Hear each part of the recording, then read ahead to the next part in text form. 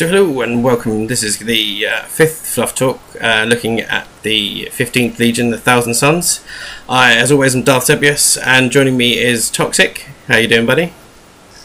Yeah, good, thanks. Awesome. Unfortunately, Brett's got things he has to deal with today, so he's unable to join us, and I'm still kind of recovering from my epic geekery weekend, so you might have to bear with us a little bit, but we should have some fun with the Thousand Suns.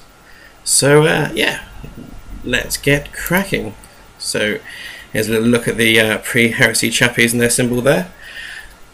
So the 15th Legion were formed on Terra with their gene seed implanted during a brief resurgence in warp storms, which caused random flashpoints across the planet, invoking madness, violence and suicide. Probably it didn't actually affect the Thousand Suns or their gene seed, but when he learned of it, Magnus took it as an ill omen, so things haven't been kind of cheerful for them from the start.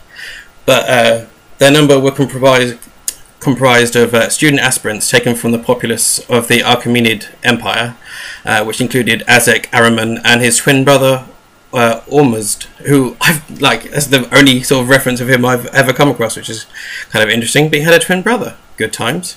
And before they left Terra, they used to put down a few pockets of resistance.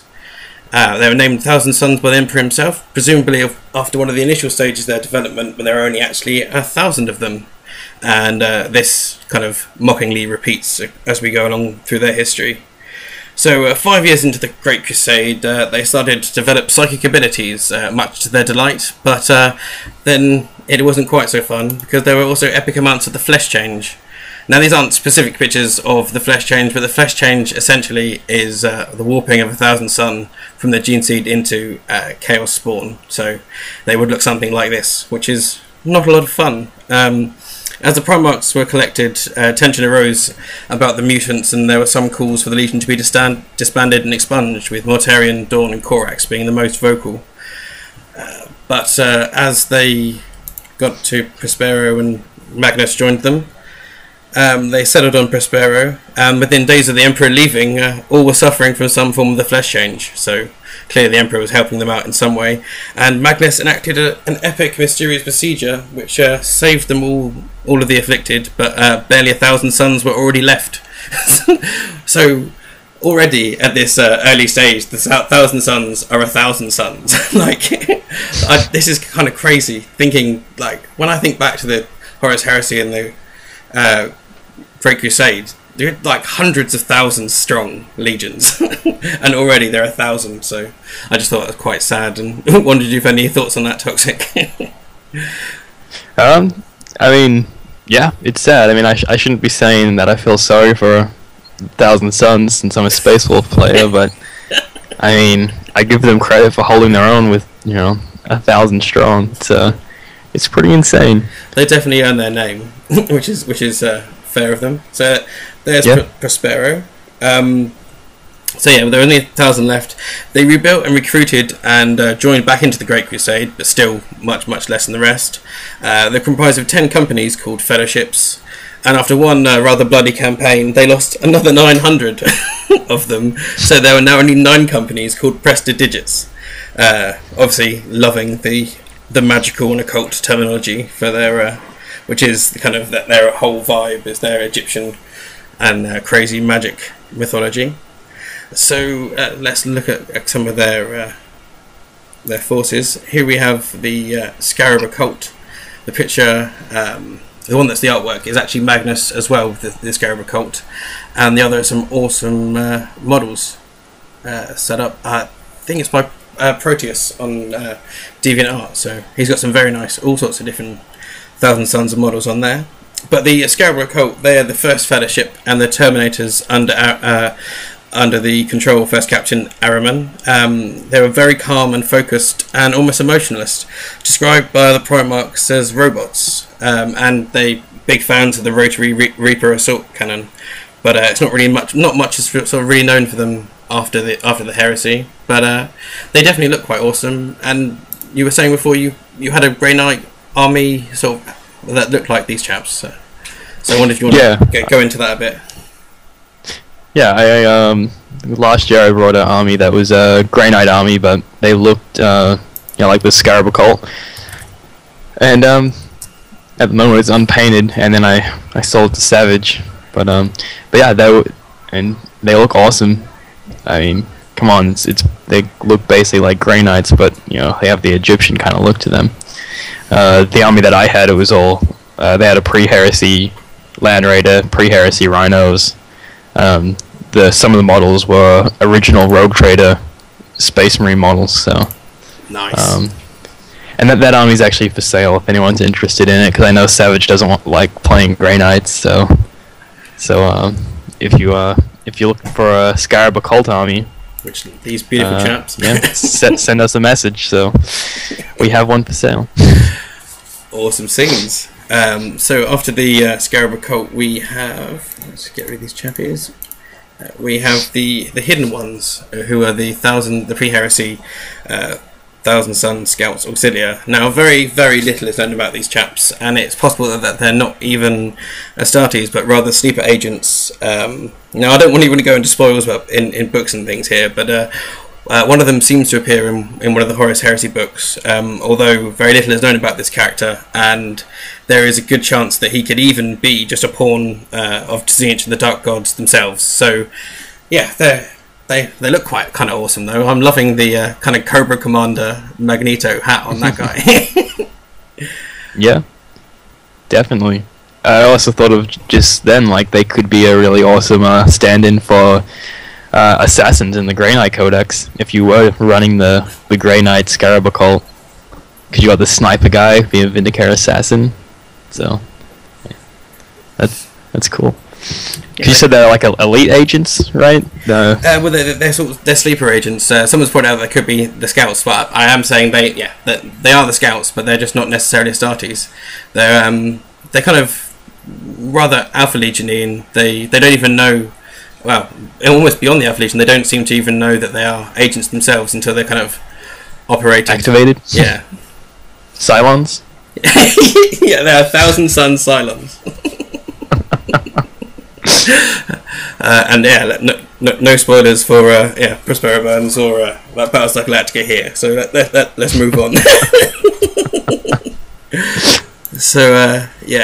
So they carried on doing some good crusading, utilising their diplomatic guile and trickery, as well coming across more psychers and more mutants. And as these came to be their enemies, Mortarion and Russ started kicking off again, because especially when Russ saw the dreaded flesh change at Shrike, which led to the funness that is the Council of Nikaea. An epic theatre was created on the planet Nikaea, and an epic council was called with all the Primarchs to meet with the Emperor, and all those that had doubts and allegations against Magnus and his Legion and their magical ways came to have their say. And finally, the Emperor decreed that no psychic abilities would be allowed anymore at all. Ian, you're a naughty boy. Stop trying to spoil things. But yes, so the Emperor said no more psychers, all librarians were to become normal line soldiers, and Magnus said, yeah, I'll do that. That sounds like a good idea. And him and his sons toddled home to Prospero and just carried on doing that thing that they were doing. We've been sent a question by Anger Rage Fury. They wanted to ask us what we thought about the Thousand Suns kind of generally carrying on after the Council of Nikaea. I think for me, they had the right intentions, and they really didn't see what they were doing as being that wrong. And the Council of Nikaea was kind of biased and unfair and whipped up kind of against them. The flesh change is a bad thing, but they tried to do some good, and we'll see how well they fared with that later. Toxic, opinions on Nikaea? I know they're not fighting at this point. Is that? I mean, what can you do? You know, you have these powers. You know, you're a psycho. How can you go back and just be a normal line soldier? It's ridiculous. It's like, you know, you're born with a gift and now you're just not meant to use it. Like, it's crazy. It's you know, they can't help it. It's pretty intense as well. It's like the ultimate punishment for the Eldar is to have their psychic bits snipped off. So effectively, that's what the Emperor was trying to do. Just neuter them psychically. Yeah, maybe he should have done something more, like put some kind of block on them. But just saying, don't do that, no, isn't always enough in the Imperium. So yeah, we shall move on to the man himself. The pretty, one-eyed Crimson King, the Sorcerer King, the Cycloplupian Magnus the Red Cyclops. So he is a man of many, many names. He was taken in by magical scholars on Prospero after his baby space pod crashed in the plaza. It became the most powerful psyker on the planet and turned his big red eye into the warp and became a master of a great deal of its knowledge, basically instantly.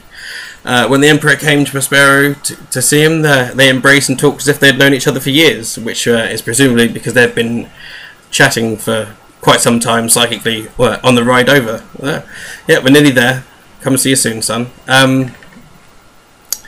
So yeah, they joined the Great Crusade and he started right there and then compiling the Book of Magnus, which is his ultimate tome, which we'll go into a little bit more a bit later. Mortarion and Russ started getting a bit snarky about the first change, and the whole Nikaea thing happened, as we said. And his words at Nikaea was, "If I am guilty of anything, it's the simple pursuit of knowledge."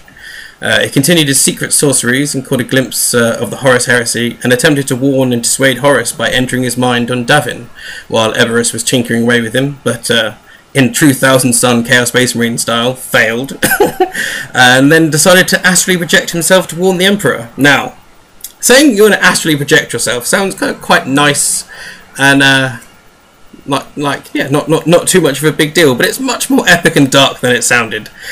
He wasn't actually powerful enough to get in, and too eagerly took a boost from a voice in the warp. So he turned up, and his arrival completely trashed the Emperor's secret webway and opened a massive rip in the warp, allowing demons into his secret webway. And he was so shaken and ashamed that he didn't even deliver his message and legged it home. Let's just have a couple another look at this chat before we just say how ridiculous that is. It's like a child. Yeah. So does he have just a question on his eye? Does he actually have two and one's cut out, or does he just have one? Because those pictures kind of made it look like he had two, but one was gone. Or is he just born with one giant eye? This is one of those things that gets in at different times, different things. As far as I'm aware, he was born with one eye. He just is supposed to have this big red eye, and it's awesome for looking into the warp and stuff. But I think there's some people that say when he first turned his eye to the warp, maybe he lost one of them. And there's also, I think they may possibly mention in A Thousand Sun, trying to avoid spoilers again, but I think kind of possibly lost the eye in some kind of bet, or some kind of, it may have lost it trying to saving from the flesh curse in the same answer. So yeah, there's a fair enough. And as Kane said, just as planned. Sure, if he knows the answer. If anyone wants to throw some stuff in, that's fine. But yeah, he kind of does just have one eye. No one seems to be coming in just yet. But if anyone else can say, we're happy to debate it. But yeah, I think he kind of just has one eye. So there he is, looking rather epic with his tome there, and there's a model with him with his demonic ascension. I think it's really funny how strong and powerful these Primarchs are made to be, but in the fluff in the background, they're really childish. But they just seem like overgrown babies. It's the Emperor's the biggest baby of them all. I'm sure we would talk about Angron and Deshea another day, but that could have been dealt with so much better. So Magnus. Back to Magnus. So he said, if I'm guilty of anything, it's the simple pursuit of knowledge. He considered his secret sorceries and did all that stuff, as we said. So the thing that I don't quite understand, he is now a demon prince. That's definite. The whole when they joined the heresy is kind of up for grabs when and exactly why they did. But he has ascended. He has a lovely tower with his eye on the planet of the Sorcerers, which is kind of effectively like the Eye of Sauron, but it's the Eye of Magnus, where from time to time he climbs up and just goes, "I'll get you next time, Gadget," and suddenly went from Lorgar calling him up and saying, "You gonna get involved yet?" and going, no, I don't want to get involved just yet. And then suddenly, wholeheartedly, let's have the galaxy burn. And there's a rather old and very demonic form of him on the side there, and that the rather nice sort of pre-heresy one is by Waffle Dodgy. So that's kind of awesome. I kind of like that old model. It's a nice looking awesome model, I find. It's good. Yeah. I do like the old Lord of Change wings on it. Mm-hmm. It kind of looks like a Lord of Change meets a Keeper of Secrets or something. with a bit of Bloodthirster mixed in there. Oh yeah. Basically, like a nice Bloodthirster. Yeah. So yeah, that is Magnus. Other than his sort of childishness, is there anything you want to you want to say about the one-eyed sorcerer legend? There is a bit more of him as we go through things later, but yeah, if there's anything you want to say. No, I think I've said my piece though. Awesome scene. So, on to probably your one of your favourite parts of this, the Battle of Prospero, which looked all lovely like this before, and then unfortunately looked a bit more like this when the Space Wolves turned up. So, after Magnus's catastrophic warning and the Edict of Nikaea, the Thousands continued to practice their magic, and which brought about the brutal justice of the Imperium down them, in the form of the Space Wolves, the Legio Custodes, and the Sisters of Silence. Now, they were only supposed to be bringing him in for questioning, because he did just leg it. Oops, I broke everything and had run home. So yeah, it's only supposed to bring him in for questioning, but Horus said instead, "Go bad cop." And decided they should annihilate them instead. Magnus refused to take arms and urged his sons to do the same, though they fought back and were decimated when the combined forces of the Imperium raised Prospero around them. It was only when Russ faced Magnus in single combat that Magnus finally fought back, and though Russ was finally victorious, Magnus gave in to the demonic voice that plagued him and invoked an ancient dark magic to whisk him and his the remnants of his legion, only 1,000 of them, 1,000 sons, off to the demon world in the Eye of Terra, which Tzitz had already had the sheets turned down and left a mint on the pillow. After Prospero, Magnus was somewhat an incorporeal entity, keeping himself in dotting around, having little chats with Lorgar and refusing to get involved in the heresy up until a point. He did get involved with Ahriman's Rubric, but only too late, but we'll get into Ahriman's Rubric a little bit later. But it was only... after he tried to stop Ahriman's Rubric, he did want to kill the sorcerer Ahriman, but Tzitz was like, "Nope, I've got plans for that chap," so he just said, "Get away," and exiled him. So that's that. Go on, I'm sure you have some fun things to say about Prospero, because it's a dark but victorious day for your legion. It was just funny when you said that like Magnus wouldn't fight until Russ started to fight him in one-on-one combat. I could just picture like in my head like Russ just grabbing Magnus's arm, just like, "Why are you hitting yourself? Why are you hitting yourself?" And then Magnus was like, "Fine, I'll fight you." That's just with the deep. Why are you hitting yourself? Yeah. That is a beautiful image. Yeah. If Russ making you slap yourself is not enough to make you turn to the bosom of Tzitz, I don't know what is.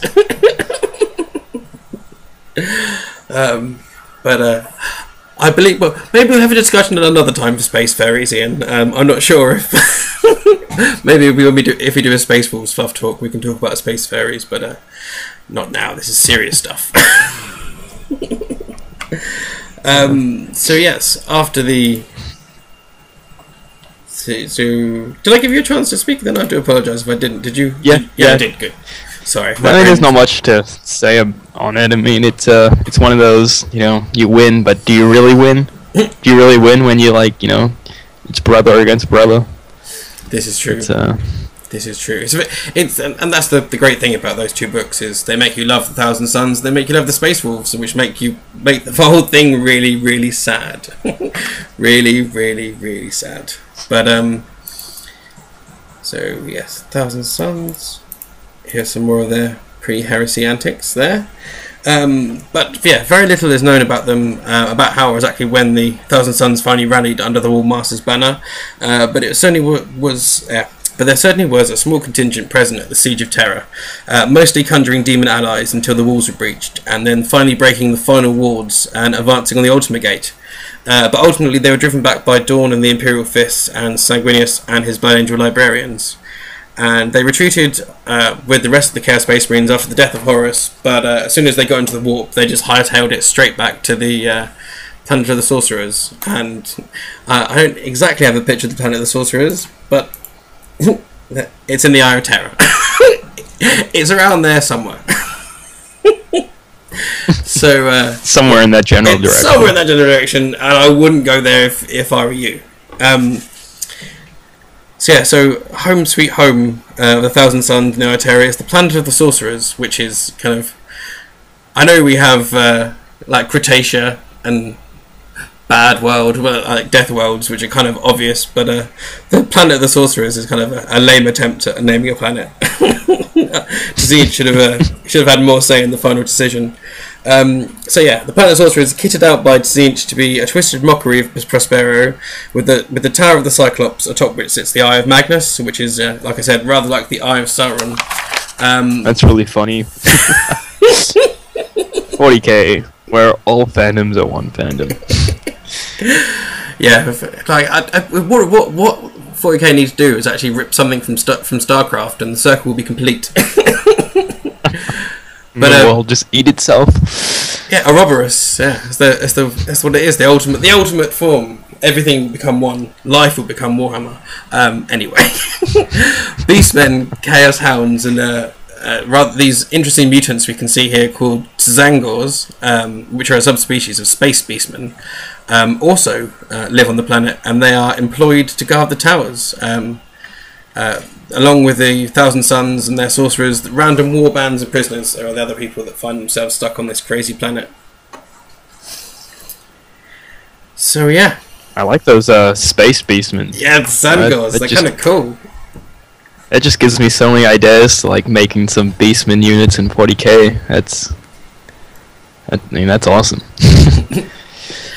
I think, like, especially like the Tzan part, because like they're like Tzitzit beastmen, like with armor and like a bolter and a blade, presumably some kind of magic shielding or magic ability. Like, that's a scary prospect. Although you might actually be able to have an intelligible conversation with one, which would be a small bonus before it killed you. So after the heresy, this is where the chap's looking a bit more like. It's kind of cool because you could make an army of them and have them like allied Imperial Guard or something like that for your Thousand Suns. Or you'd make them your cultists. They would make some awesome cultists. They're just some scary badass motherfuckers. And yeah, as Ian was saying, more beastmen were back in 40k back in the day. Didn't even the Imperium have beastmen? Some of their it's crazy.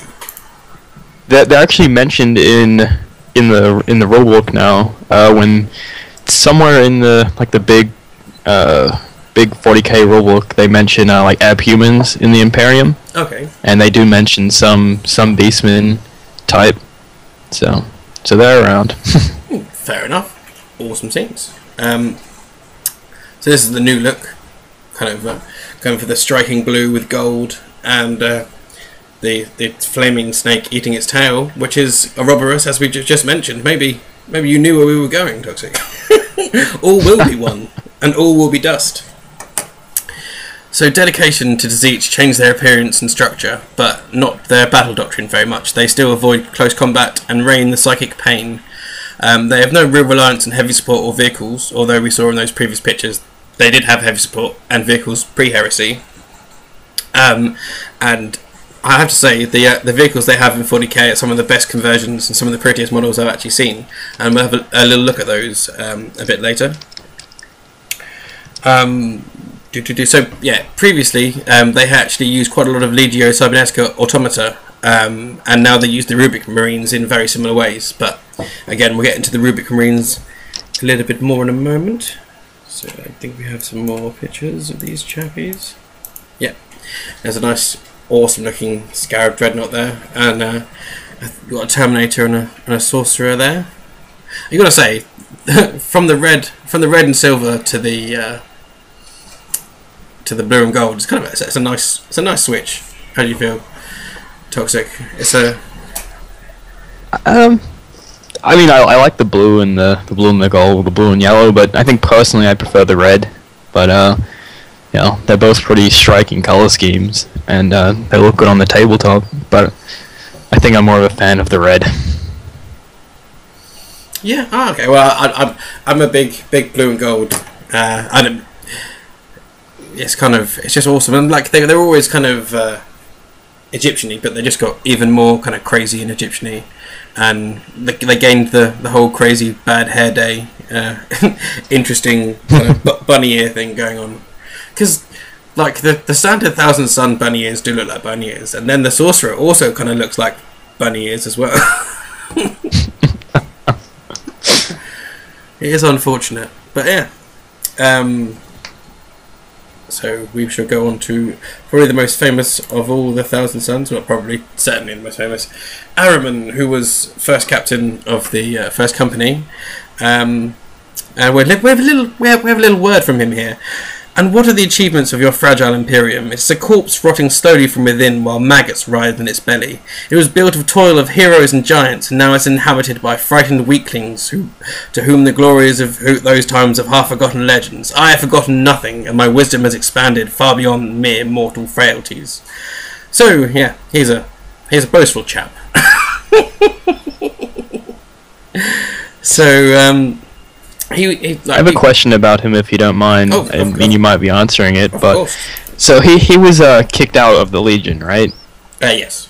Like did he ever come back? Because I mean, why is he blue and gold as well? Like, did he decide to paint his armor at the same time, or was he kicked out after they already painted it? Like, it all depends when you want to take the when the color scheme changed. My best guess is it's all with the rubric, so I will kind of cover that in a moment, and then we can go into it a bit more if you're still not satisfied of when the artist finally came in. The artist previously known as Thousand Suns. So where's he gone? There he is, Ahriman. Good chap. Yeah, so he's seen as quite wise and benevolent in the pre-heresy times of A Thousand Suns, but things have kind of changed for him a little bit now. So after they were taken to the planet of the Sorcerers, he attempted to save his brothers, but ended up damning them with the Rubric of Ahriman, and he was exiled for that, and spends his time acquiring all manner of magical trinkets, books, artifacts, and has enough to even rival Magnus's collection. So get him, and he is just absolutely obsessed with searching for the Black Library.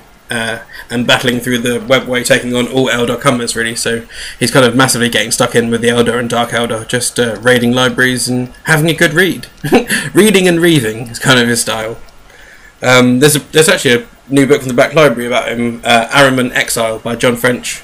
All is dust. Spurned by his former battle brothers and his father Magnus the Red, Ahriman is a wanderer, his sorcerer to Siege, whose actions condemned his entire legion to an eternity of damnation. Once a vaunted servant of the Thousand Suns, he is now an outcast, a renegade who resides in the Eye of Terra. Ever scheming, he plots to return to power and destruction to his enemies, an architect of fate and a master of the war. And I am getting to more detail than Rubric in just a moment, I really am. So he's armed with the Black Staff of Ahriman, which is an epic magical staff, which allows him to manifest 3 witch powers in a single shooting phase, which is kind of epic. He also can possibly have the Scrolls of Magnus, the illuminated pages of skin that contain the arcane knowledge compiled of Magnus. None can possess them for long, though, without going insane, and they have their own ghastly sentence, which means at the beginning of each turn you can roll a d6 and gain an extra discipline of psychic powers, but you will take a strength 3 AP 1 hit, which is kind of learning hurts. Literally, read till you bleed, as the old Black Library adage goes. So, the Rubric of Ahriman. We're there now. So, Ahriman and his mightiest sorcerers set about creating a monumental spell that would keep the entire Legion free of their gene seed curse, the flesh change. That lovely, wonderful, fun thing that it is there. So they wanted to stop that and make them pure for the rest of time. The spell was so powerful that even demons shied away from it as a storm of, wait for it, blue and yellow lightning raged about the planet, striking every marine. But eventually Magnus stopped it. He was had enough of that. Stop playing so loudly outside. I'm being sulking in the tower. But yes, this blue and yellow lightning, Psychers epically augmented those who were Psychers, although this is a point for debate because they all seem to be Psychers in 1,000 Suns. Those with little or no psychic ability, though, became nothing more than spirit and dust magically sealed within the armour, and these are Rubric Marines. Now, I think I've got a couple more pictures of... Oh yeah. So, in the middle we've got a Rubric Marine, and either side of him, as you would normally see in battle, you've got a couple of sorcerers there. Rather pretty. I think some people are having some troubles with the live stream. It seems to be doing okay. I do apologise if it's going back and forth, but yeah, if we lose any of you, I'll be posting the video a bit later. So yeah, that's where the blue and gold came from. From the magical lightning that stopped them all from the flesh change, but turned them all into dust, apart from the ones that were hardcore enough. And Magnus was not a happy chap at this. Ahriman and his conclave, now called the Prodigal Sons, were exiled. Magnus set off to conquer the galaxy and see the Imperium burn after his sudden change of heart. So yeah, how do you feel? Do you feel that it's kind of could almost be lightning spray paint? I wish I could paint like that. Just summon up a little storm and electrocute all my guys, and they'll just be painted. But it's I mean, I would be kind of happy if someone did that to my army. It's like, well, now they're just, you know, you go from having these like guys with personalities to these basically just more like robots. You know, it sounds like a good army to have for me. Yeah, as long as you got the sorcerers to guide them. Yeah, true. But I don't think 1,000 Suns really have a shortage of psyches. So no, this is true. But there would have been 1,000 of them originally. So, like, if there's only 1,000 of them, and there's so many of these Rubric Marines, like, how many psychos really were there on planet? Well, Planet of the Sorcerers. Maybe as long as you've got a card that says you live on the planet, you are a sorcerer. Yeah, I mean, my biggest concern would be recruitment. Like, how would recruitment work? Like, it seems like that kind of happened. I mean, we kind of talked about this before the show, but yeah, that'd be my biggest concern, is how they recruit more guys. I think, yeah, like I said, there's a few theories that there are some Tzeentch cults that somehow help them out. But like I said, if anyone has any thoughts in chat room, they send them to Ollivanders for recruitment. I like that. Just imagine loads of 1,000 Suns just piling into Ollivanders and all these wands just flying at them. Yeah, well, I kind of agree with Ramblings of Ian, where I didn't think they recruited. I just thought they were kind of there, and when they die out, they die out. But it's one of those things controlling an army. Different theories, I think. But there is mention of them trying a mass... I've forgotten the word now. What's the word?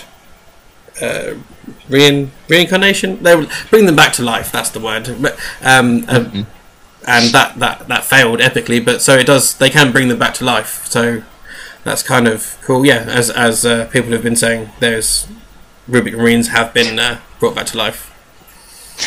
Yeah, Resurrection. Thank you, Ian. You're my hero.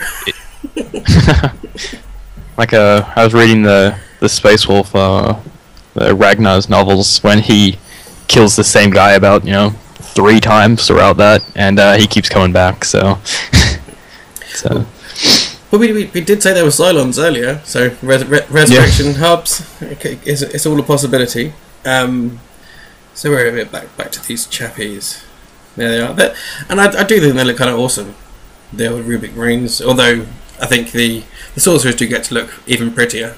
That is a particularly pretty one with the blue staff. I do like him. I think it might be Adrian Smith, I do believe. But it's not all sad for the Rubric Marines. In many ways, they're like Eldar Wraithguard constructs, relying on the sorcerers as the Wraith constructs do with the Spirit Seers, and they are extra durable. And they have Inferno bolts, which is always fun. These are bolts that blaze with magical flame and explode with sorcerer's blasts that burn the minds of their targets just as they melt away armour and flesh. And they can even make Ceramite run like wax, which is always fun, with AP3. We had a couple of games with some Thousand Suns the other day. I kind of enjoyed. I need to get some more units of them, I think, to really get the benefit there. But it was nice to see them doing a bit more damage. And it's a nice bonus, definitely.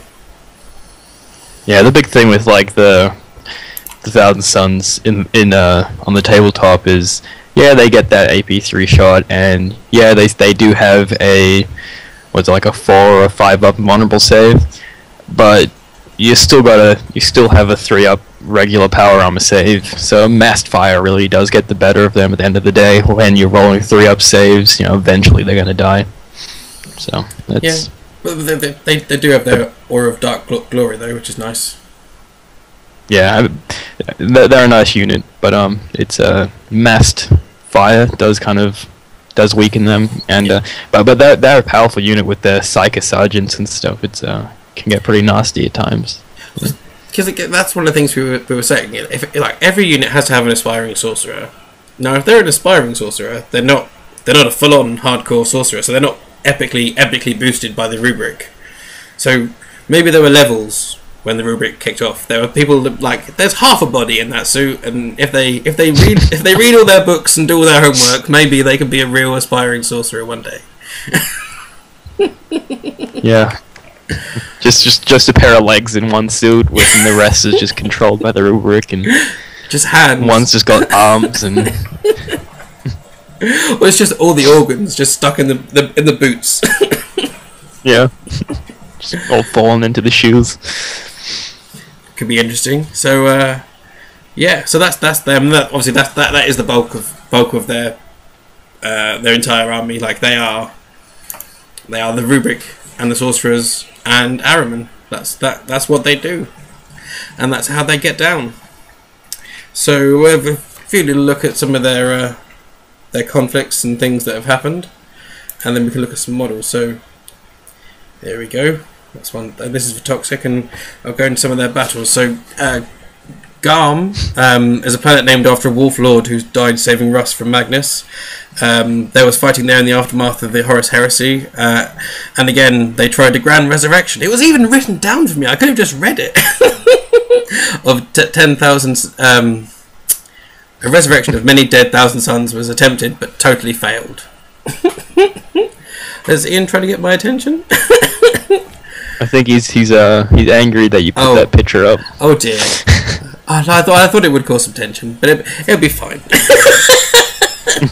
To be fair, we all know that's not what happens in reality, but well, there's either that, or we could just have the depressing. There you go. You feel better now? Do you feel better about what you guys did? So yes, two can play at that game. Fenris, the Battle of the Fang, as the full-scale attack of the Space Wolves' homeworld monastery, the first real revenge for Prospero. It was a huge epic conflict and ended in defeat with so many Thousand Suns involved that they were only left with 100 sorcerers and around 600 odd Rubric Marines. And I believe that was the only time they've fully been together and under the aegis of the Demon Prince Magnus, because he went away, came back as Demon Prince. I think Tasiach was just waiting for him. Just whenever he was ready. Are you ready to take the keys? Yeah, give me the keys and the crown, and I'm away. As long as I can keep my big book, it'll be fine. See, Remy's being saying it's a fantastic battle. Like I'm trying to give you the bare bones because I haven't read the book and I didn't want to spoil it too much for myself. But As ever, they all epically fail. Although they did irritate It's them. a bold move to attack the home planet. Like, you know, it's a you don't know how many companies are just sitting in there waiting to be deployed.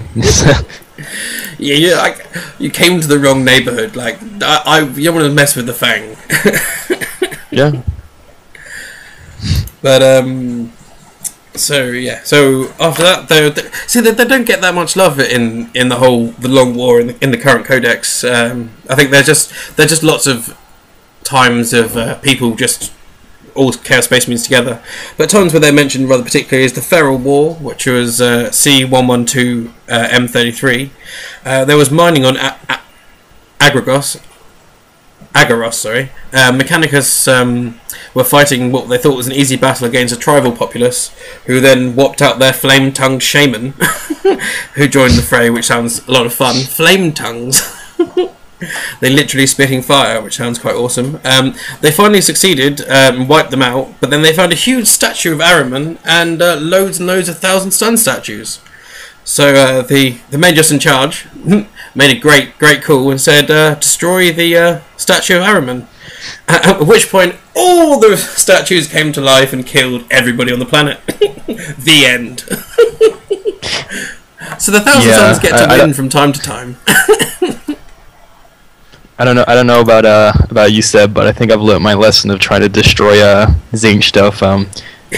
Kind of breaking away from the topic here, but in that one campaign that we did in the fantasy roleplay, you know, I don't know about if your group did it, but I killed that bird and it did not end well. Yeah. I felt quite bold. I fired an arrow straight at it off, knocked it off the shoulder, but Bobo kept coming. I did exactly the same thing. That's exactly what I did. Crossbowed it. Yeah, some serious birds. Well, that's what Titus does like, his serious birds. Siege is down with the birds. He's a ladies' man. Sometimes it's best not to break chaos stuff because it will just come back and be worse. Yeah, if you see something with chaos stuff on it, probably best leave it be. If you can call some Sisters of Silence, or you can get the Eldar White Seers on the phone, maybe some Harlequins. But other than that, do not leave it. Like treat it like a suspect passage at an airport or something. Just stay away. Because I think is it in Ravna, someone just comes across some chaos writing and goes, "Oh, I'll try and pronounce it. Oh dear, I've blown my face off. That was a dangerous word. Just seemed to be vomiting blood for 3 days. I won't say that again." It's almost like chaos words are almost like parents like treat swearing when you're a child. Like maybe parents should teach their children chaos swear words so they won't swear. Chaos parenting. Your face is going to explode. Well, maybe it just means they bite their tongue. So yeah, where were we? Oh, we were talking about conflicts and things. There's still a few more of those. The Great Awakening in 982-999 M41. They do like their dates, don't they? A ripple of psychic energy passed through the Imperium, awakening dormant psychos and creating innumerable rifts in the warp. Countless worlds were lost to demon incursions, and 1,000 suns were seen in unprecedented numbers. So again, that could go back into maybe the whole winds of the warp and the winds of magic thingy. Like if they're moving in the right direction and people are praying to Zeech enough, maybe the Rubric Marines just pop back up, ready for service. So it's an idea. So I was trying to say German words are like chaos words. Ich liebe dich. We're all alive. If I've killed anyone by saying I love you, I'm sorry. Yes, if your head has exploded, please do write to DiceTroop. But the other thing, as we're nearly finished in the conflict now, the thing that they like doing the most, the 1,000 Suns, and particularly Ahriman, is library smashing. They are obsessed. They love a good library. Ahriman and his followers are attacking all the other libraries, including Arcadia, which also had Blood Ravens there at the time. Ooh, I've mentioned them a bit early, just letting the Blood Ravens sit in for a little while. And they were there in the 13th Black Crusade. the Thousand Sons were partaking in the Black Crusade under Ahriman, but as they drew near Prospero, they were much more interested in just starting off and trying to find the Black Library than Abaddon's plans to acquire arms. So, yeah, they didn't really help him so much. And as I've mentioned them, here we are. So, everybody, sorry again about this picture.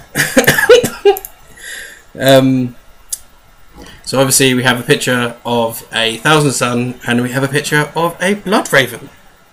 Now, here's the debate. Now, I just want to mention this briefly. I'm not necessarily endorsing this theory, but it has been put about that the Blood Ravens could possibly be a successor chapter of the Thousand Sons, due to their dark secrets, some of their aspects, their traits and psychers, some of the revelations of some of the Dawn of War games, some of the there's some lines in the Thousand Sons that apparently mention blood and ravens, although Graham McNeil has categorically said no. he said something about the blood of ravens, and it said it meant nothing to do with blood ravens. So yeah, it does say in the Index Astartes that they could well be successors of the Blood Angels, Dark Angels, or the Thousand Sons, but it's all just speculation, and in my personal opinion, they are just made up for the game. I don't know about you. How do you feel, Toxic? No, I think that's exactly it. They were just made up for the game. But I mean, I can see why people think, there's, obviously there's links there, but is the whole flesh change things, is that a flaw in their gene seed, or is that because I mean, if that was a flaw in their gene seed, wouldn't you also see that in Blood Ravens that have the whole flesh change stuff? Well, it's the same with the whole Blood Angels thing. Like, are the Blood Ravens all Mephiston, or do they just not have the Black Rage? Like, they're clearly not Blood Angels either. So, they're definitely Dark Angels. Well, no, they're probably not Dark Angels either. Just made up for a game. And we're probably never going to know. But it's good to have a bit of debate about it. Like, they're ashamed about their past. They like to keep it secret. They are called the Ravens. Ahriman's, before they were the Prodigal Son, they were called the Cordivar or Corvias, which means ravens. They have lots of psychers and they like magic stuff. And maybe they went to Egypt on holiday when they were younger. I don't know. But yeah. Oh, and Adam's being saying possibly there is some flesh change stuff. There is stuff about, the whole exterminatus on his home world, but we don't know. Oh, someone's saying the Space Wolves are trying to repent for destroying Prospero. There are many theories about them, but you can definitely say they both have red on them. I think we can safely say that. I don't think there's any need to repent for Prospero. I mean, maybe if at the end of that they didn't side with Horus and they side with the Emperor, I think maybe you'd be like, okay, well, I kind of feel bad. But considering now they're with Chaos, I think well, totally, we can repent for not killing enough. No, I knew you were joking, Kane. I just thought, no, I did good. I did it right. Phew. Sorry, that was close. And I wasn't even pretending then. I was just really worried I mispronounced it. But yeah, I appreciate that you were joking. Yeah. But yeah, it's a joke. It's a discussion. It's a discussion, and also the thing of, for me, reading Prospero Burns, they feel bad. They really feel bad. They're practically crying into their beards as they're slaughtering them. Well, they were until it kind of got a bit hairy.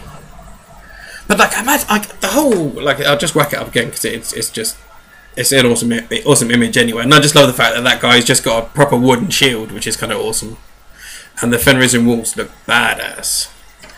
But it turned out to be necessary, in some ways. I just think it's crazy. The Thousand Sons, they're so powerful, and there's so much potential in them that Chaos wanted them eventually. But the Chaos, they're board wipe, they're too dangerous if they're on the other side. That's crazy. They proper just took them out.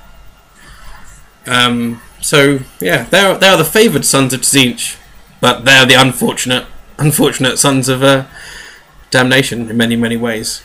Is there anything you want to add about the Thousand Sons? And do you have 1,000 things to say? I don't know. I think that no matter what side they kind of picked in the heresy, I think they were always kind of destined for chaos. I mean, you can't have that much psychers and, you know, without something bad happening. It was just a matter of time. Grey Knights? Like, Grey Knights do okay. Yeah, but that's an exception. The Inquisitors, like, come in two flavours. Awesome or just clearly evil. Yeah. Like, they should do a more better job of rooting those guys out, I think. But, thank you very much to Dorothy, Freud was right, for allowing me to read this. I will leave you with Epistle 211145 of Lorgar. And Magnus said unto Ahriman, Put on a tutu and lie in this wooden box. And Ahriman did so. And then Magnus brought forth a chainsword and cut the box in two. And lo and behold, Ahriman was untouched. And they bowed for the crowd, and there was much rejoicing. So I'd just like to thank her for letting me read that out, because I do think her Epistles of Lorgar are some of the funniest things on Tumblr. They do make me laugh. And it just reminds us of happier times when Magnus and Ahriman were just friends and just part-time magicians doing kids' parties and things before the Great Crusade got too much. So, thank you very much for joining us, everybody, and getting involved. Have you got anything coming up with DiceTroop this week? I know you've done your terrain video recently. Yeah, my terrain video is up. Again, I'm write articles every now and then. But the next thing we're doing is the hammer on Saturday morning. So if you're awake, check that out. Like, you can't really call it Saturday morning. It's morning for you, it's afternoon for me, it's midnight for Savage. Yeah. So yeah, we've also what else is going on? Oh, we've got to say that we are a non-profit organisation. Everything we do is for free, and we continue to do so. But there is, if you would like to donate, you can do that on the DiceTroop Tumblr page, and some of you have, and thank you so much for that. But don't feel you have to. Everything will always be free. And again, all the pictures I do my best to try and mention the artists from DeviantArt and places we get them from, but they are all copyright Games Workshop and all just for criticism and review, so they are not ours. So yes, indeed. Oh, and another thing I'd like to mention, we are starting a new show called Lawkeepers.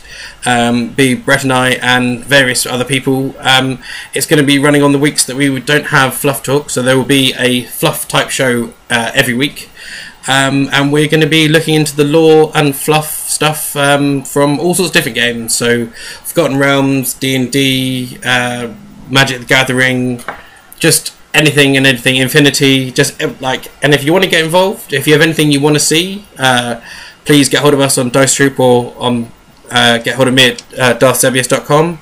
And if you want to contribute, if you want to help do some research, or even want to come on and talk about some stuff, that'd be amazing. We want to hear from you, and hopefully we'll be starting that either next week or in 2 weeks' time. Hopefully starting with Forgotten Realms with corruption points, which will be fun.